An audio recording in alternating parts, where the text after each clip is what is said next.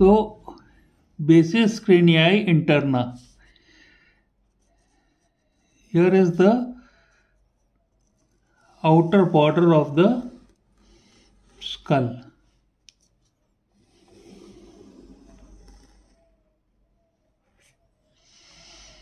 The outer table of the skull. So there's the outer table and there's the inner table. So this is the frontal crest of the frontal bone, and this is the inner table of the skull. And here you have the internal occipital protuberance.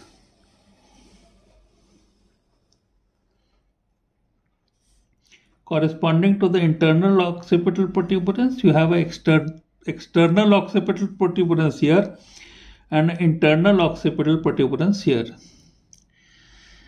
So on the base of the frontal crest, which gives attachment to the falx cerebri, it's a membrane like this between the two hemispheres. You have a foramen cecum.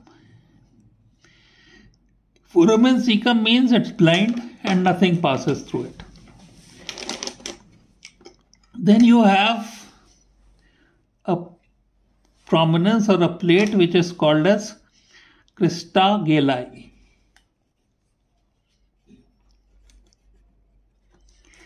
Foramen cecum.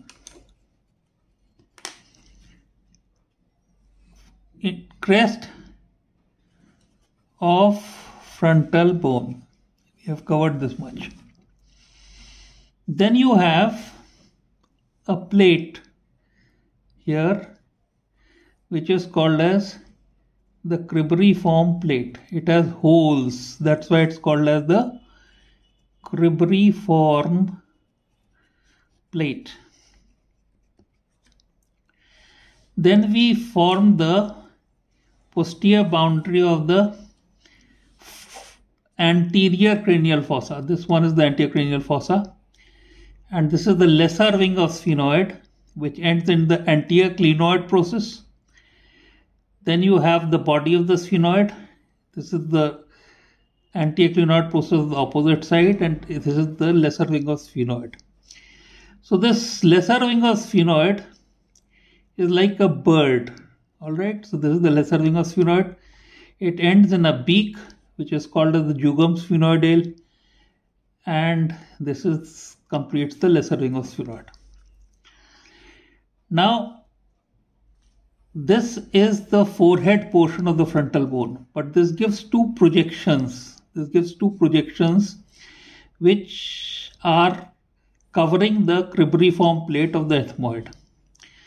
So if you look at it from this side, this is the front of the frontal bone. This is the orbital plate given by the frontal bone, and the cribriform plate is lying somewhere here with the two ethmoidal air sinuses hanging down from it. So here is the cribriform plate, and these are two box-like ethmoidal sinuses hanging down from it. You have the nasal septum part of it, and the upper portion of the nasal septum is this crista galli that you see.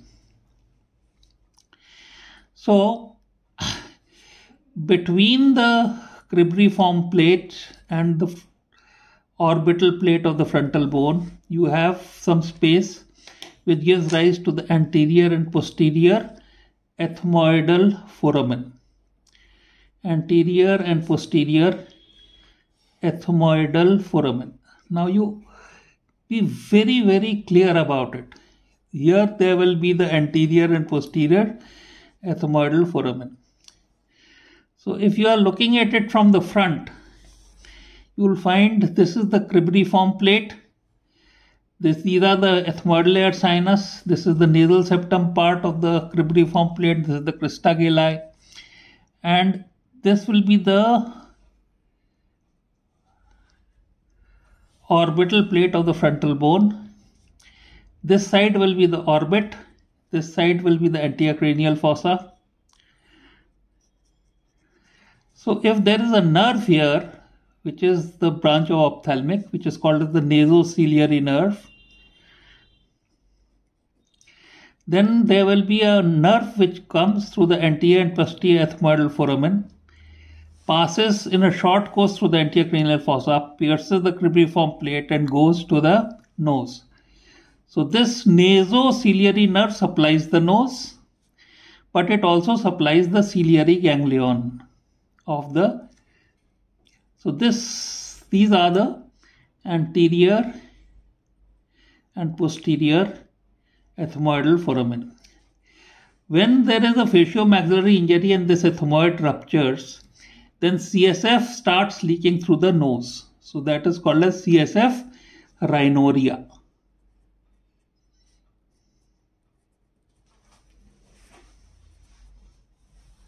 Okay. These orbital parts of the frontal bone. In exophthalmos, there is a lot of edema behind the eyeball. So the eyeball emerges forward. So you remove these orbital parts of the frontal bone to decompress the retrobulbar edema in the orbit, and that operation is called as Naff-Jigers operation. So you remove the orbital part of the frontal bone to decompress the orbit so that the eye can be saved. That is called as in exophthalmos. So that is called as Naff-Jigers operation. Okay, now we go on to we finish the anterior cranial fossa, the story of the anterior cranial fossa. Then we go on to the petrous part of the temporal bone, which goes like this, makes a notch like this, and ends in the posterior clinoid process. So there's a notch like this. Alright. From this notch to here is a ligament, which is called as the petrosphenoid ligament of Guber. You see, it's attached to the petrous bone on this side and sphenoid on that side. So that is called as the petrosphenoid ligament of Guber.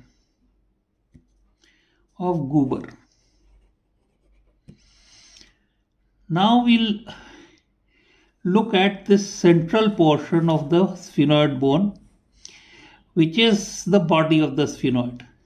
Okay, so this is called as sella turcica. It is the saddle on the horse. So if you look at it from the side, you will find that there is a jugum sphenoidale like this. Then there is a tuberculum sali.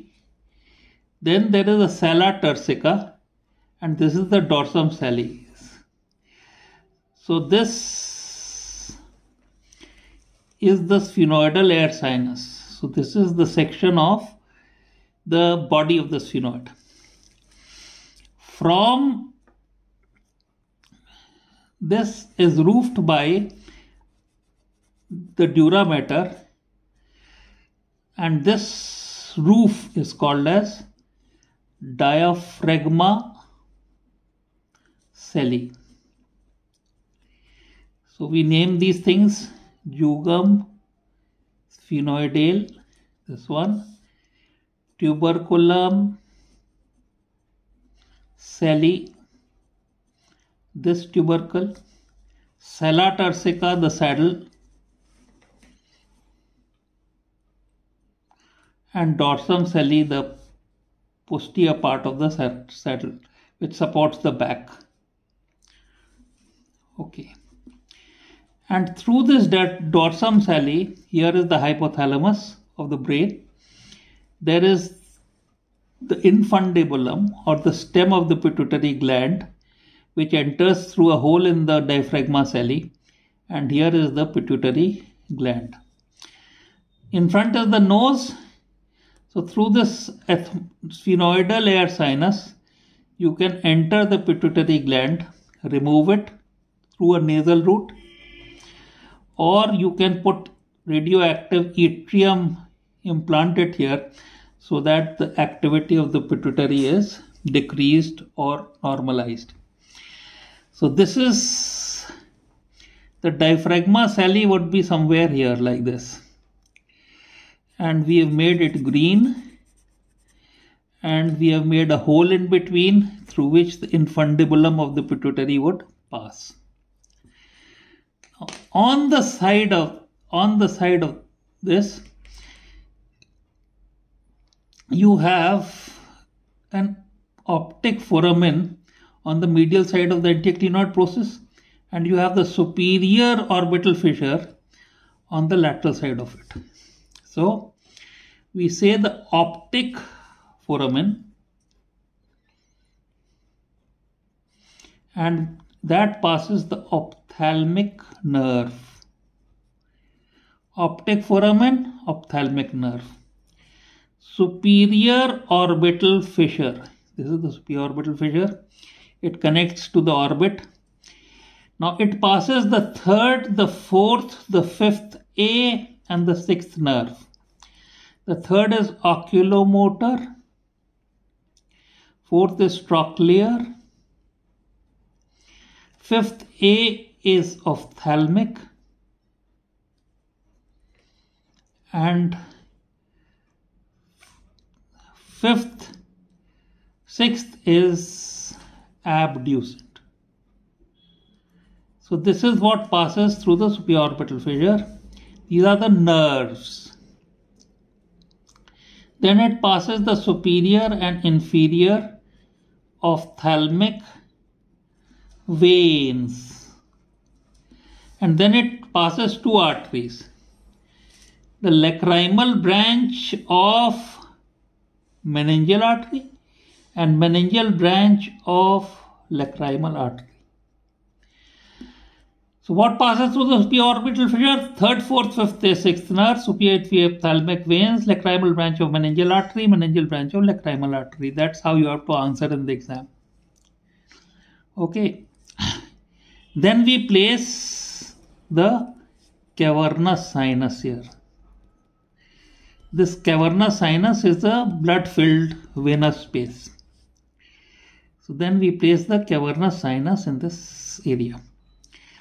And we'll bring you back to this, but we'll make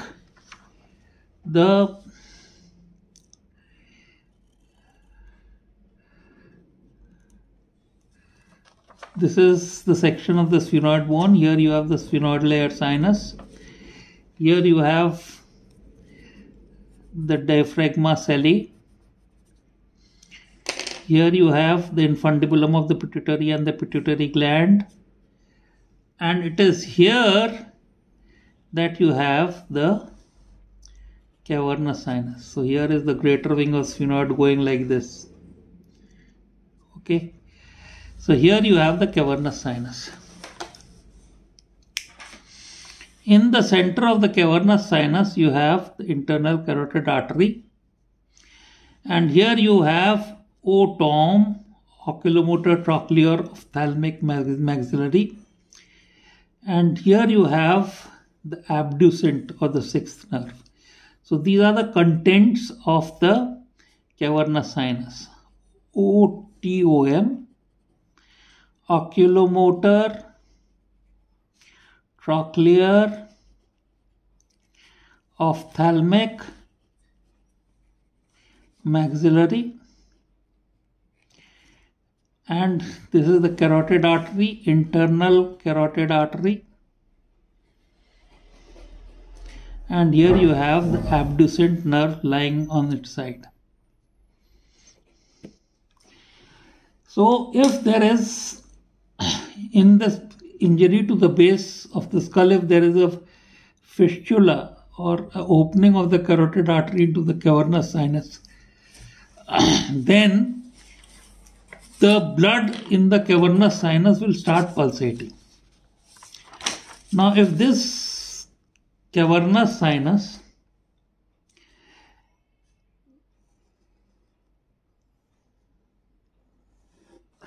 is lying, here is the supraorbital fissure, here is the cavernous sinus.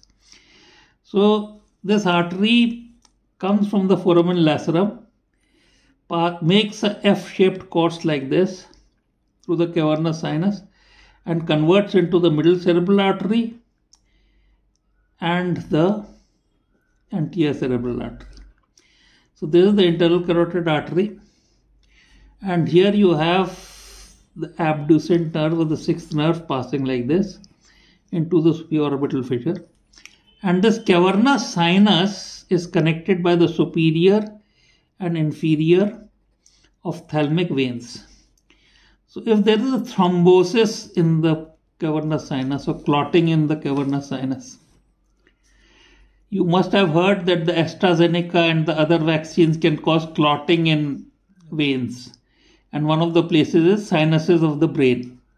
If there is a clotting here, the drainage of the orbit would be impeded, and there will be a lot of congestion in the eye. So cavernous sinus thrombosis is a dangerous complication, and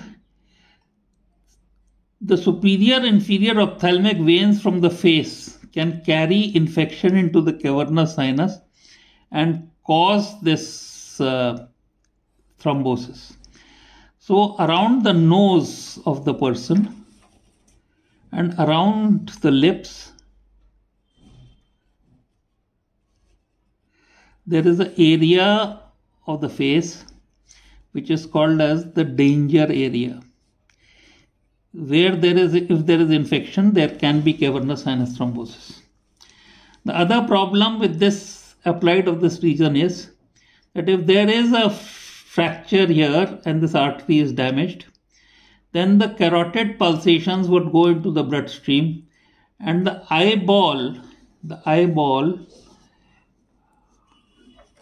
would start pulsating like this. This is called as pulsating exophthalmos. And if you place a stethoscope on this eyeball, you will be able to hear the bruit of this carotico-cavernous fistula. So you will be able to hear the bruit of this condition, which is called as carotico-cavernous fistula. All right. So this is the applied anatomy of the cavernous sinus. Now we move on to the side of the cavernous sinus. We've covered the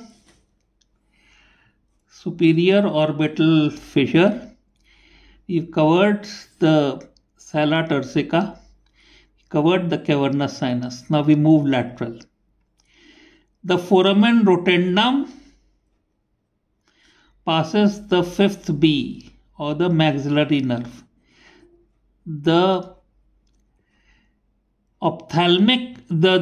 trigeminal nerve or the fifth nerve gives A, B and C branches. The A is ophthalmic, which passes through the supraorbital fissure. The B is maxillary, which passes through the foramen rotundum. Then you have a foramen ovale. So you have foramen rotundum and you have foramen ovale. What passes through ovale? Male passes through ovale. The mandibular nerve, the accessory meningeal artery, the lesser superficial petrosal nerve and emissary vein. I will write them down, I don't know where, but let us write them down here. The foramen rotundum passes the maxillary nerve. The foramen ovale passes male. The mandibular nerve supplying the jaw, the accessory meningeal artery The lesser superficial petrosal nerve. Now this lesser superficial petrosal nerve is carrying parasympathetic fibers and it's supplying the parotid. So if you see here, the greater wing of sphenoid gradually rises to form this crest of the petrous temporal bone. This part of the crest is called as tegmen tympani. Tegmen tympani. And this part is the Meckel's diverticulum, where the trigeminal ganglion rise. So this is the trigeminal impression.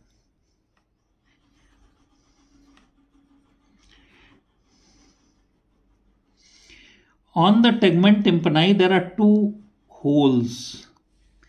They are the hiatus for the greater and lesser superficial petrosal nerves. So here is in the base of this trigeminal impression is the foramen lacerum. And you know that the carotid artery would enter in the base of the skull through the carotid foramen, pass in the carotid canal, enter through the foramen lacerum, and pass in the cavernous sinus in that F-shaped course. So this is foramen lacerum, and here you have foramen ovale. So the lesser superficial petrosal nerve passes through the foramen ovale and supplies the parotid. The greater superficial petrosal nerve passes through the foramen lacerum and supplies the lacrimal gland here. So the lesser superficial petrosal nerve supplies the parotid, and the greater superficial petrosal nerve supplies the lacrimal gland. So after the foramen ovale through which male passes, there is another foramen here, which is the foramen spinosum.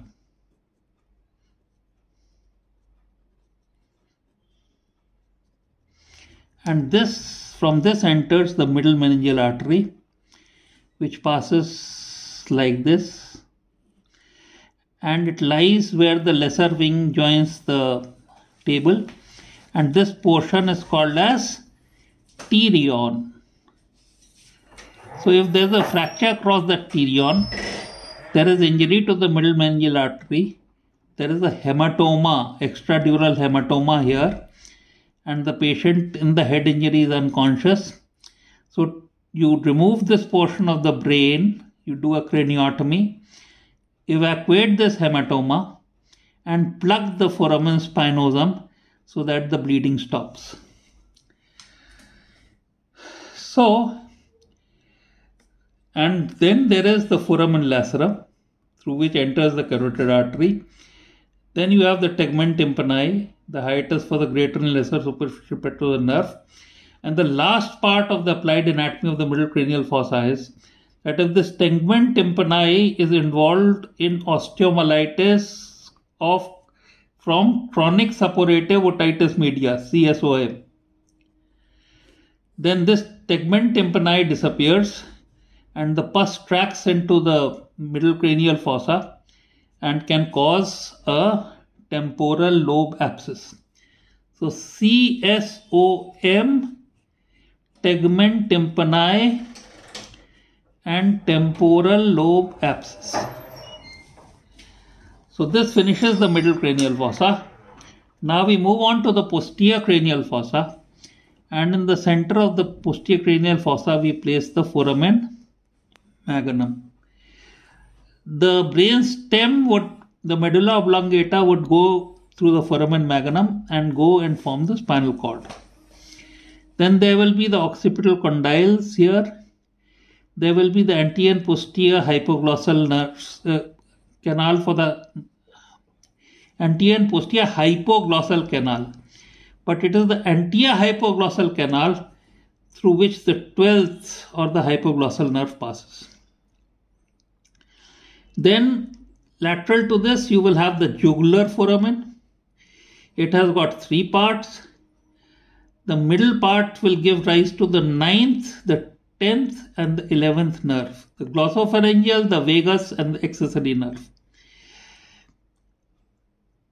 The anterior portion you will have from under this petrosphenoid ligament of Guber, you will have the inferior petrosal sinus, which will come into this anterior part. So this is the inferior petrosal sinus. This is the petrous bone, this is the inferior one, and here is the superior petrosal sinus.